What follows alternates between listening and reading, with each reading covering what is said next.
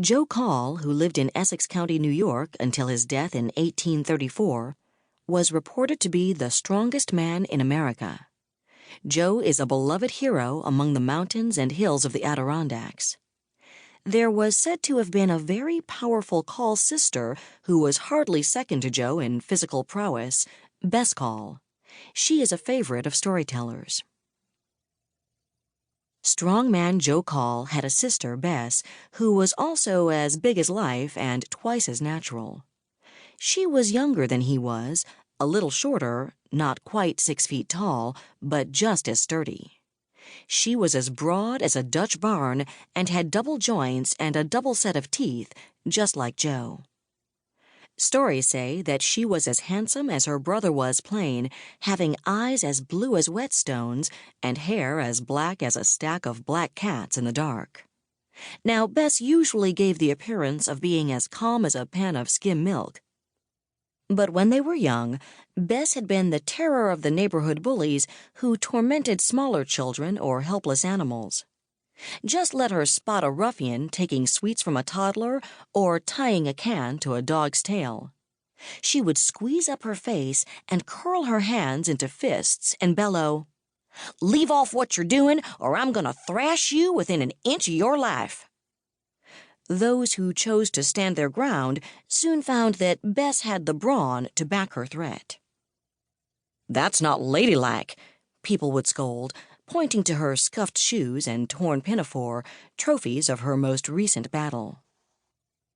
But Bess just shrugged off such carping and went her own way, as independent as a hog on ice. "If I'd have been born in olden times," she would tell her brother, "you wouldn't find me sitting around a castle being ladylike, wearing a pointy hat and pining for some prince to come looking for me. I'd fetch me some gold armor and go fight dragons and wicked kings and such every day." Joe was different. He liked wrestling for the fun of it. For a time, he traveled throughout the world, engaging in wrestling matches one after the other. But as he got a bit older, he grew more settled in his ways. So one day, he and Bess bought a farm and put all their efforts into making the place a roaring success. But day after day, one by one, young men traipsed out to challenge Joe, even though he had long since finished with wrestling. Sometimes he could talk them out of it. Sometimes there was nothing for it but for Joe to just pin them and send them packing. One hot summer morning, a wrestler rode out on horseback to the Call's hometown of Lewis.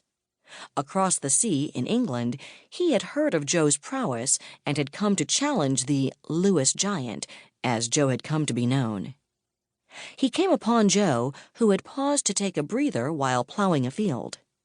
At that moment, Joe had halted the team of oxen so that he could jaw with Bess, who had just finished splitting a cord of wood into kindling. As they talked, he downed a jug of lemonade. Because he had never met Joe, the stranger paused and asked, "Sir, could you direct to the Call homestead?" Still drinking lemonade, Joe lifted his huge plow and pointed toward the farmhouse down the road a piece. The man's face fell.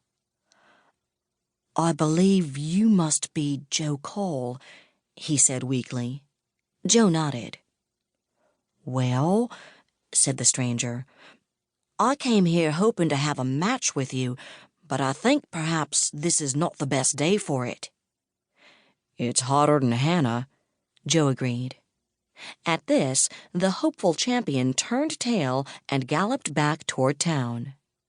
As she watched him go, Bess grinned and said, "That feller's face looked long enough to eat oats out of a churn." After a minute, she lifted up the plow, pointed to the blade, and said to her brother, "This is getting mighty dull. I'll sharpen it when you're finished plowing tonight."